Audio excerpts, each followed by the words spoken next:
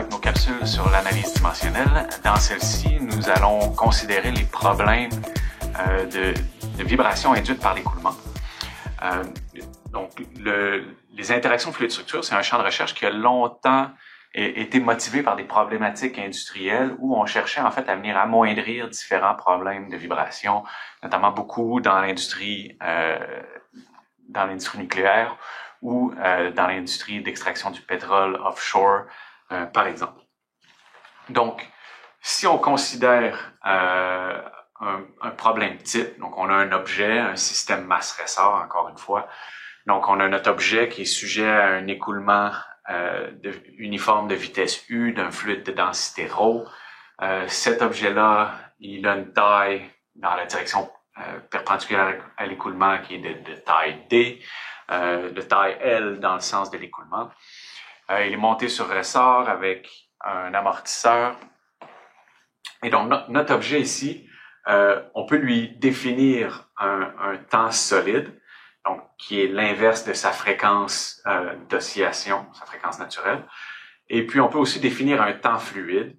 Donc, dans ce cas-ci, ce serait le temps de passage de l'écoulement à vitesse U par rapport à une des dimensions de l'objet. Donc, dans ce cas-ci, on a choisi la dimension D. On pourrait choisir la dimension L, ça reviendra au même. Et donc, si on fait le rapport de ces deux temps caractéristiques-là, ben, on obtient la vitesse réduite. Donc, la vitesse réduite nous dit, dans le fond, est-ce que on a un objet qui bouge rapidement dans un fluide qui est pratiquement au repos? Donc là, on serait à basse vitesse réduite. Ou est-ce qu'on a un écoulement qui est très, très rapide par rapport à la fréquence naturelle de l'objet? Donc là, on aurait une grande vitesse réduite. Donc ça nous prend une autre quantité pour caractériser notre problème.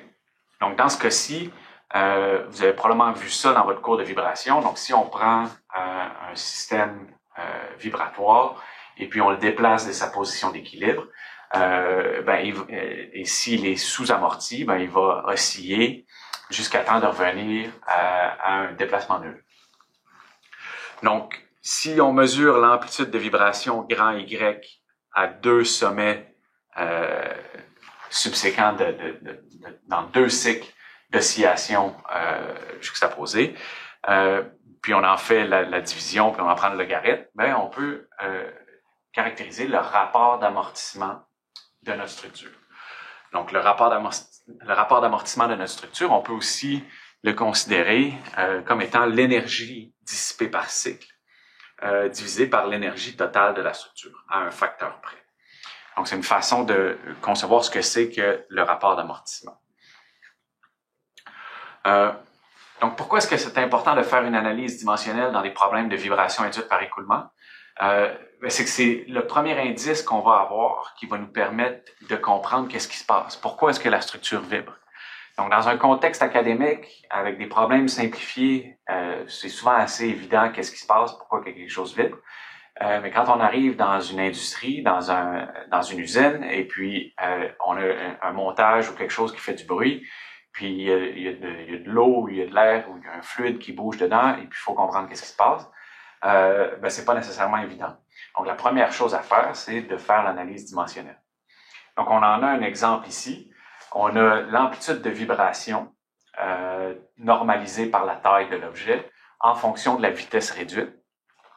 Et ce qu'on voit, en fait, c'est qu'on a différents comportements. Ces résultats-là ont été obtenus pour différents rapports d'amortissement. Donc, partant de très, très peu d'amortissement jusqu'à beaucoup d'amortissement.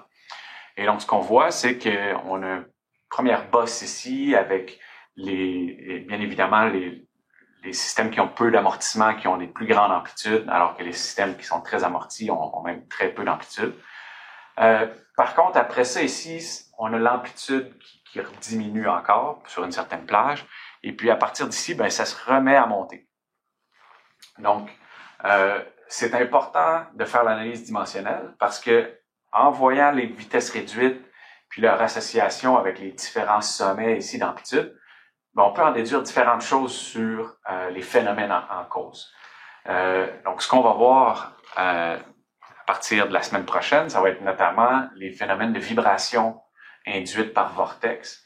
Et puis ça, on va voir que un fort indice de VIV, c'est qu'on est dans des vitesses réduites autour de l'ordre de 5. Donc, ce qui se passe ici, c'est qu'on a probablement des tourbillons qui se détachent derrière notre structure et puis qui la font vibrer. Et une fois qu'on va à des plus grandes vitesses, ben, ce phénomène-là devient moins important. Par contre, lorsqu'on continue d'augmenter la vitesse réduite jusqu'à une certaine valeur critique, ben là, ce qu'on va se rendre compte, c'est que là, ça se remet à vibrer, puis dans certains cas, même si on continue d'augmenter la vitesse, ben ça va juste vibrer avec de plus en plus d'amplitude jusqu'à temps que tout vienne qu'à casser. Et puis ça, c'est pas dû à des lâchers tourbillonnaires, ça serait plutôt un phénomène comme le galop. Et ça, on va le voir dans l'autre semaine d'après. Donc, de faire l'analyse dimensionnelle ça nous permet de mieux identifier les phénomènes en cause dans un problème de vibration induite par écoulement.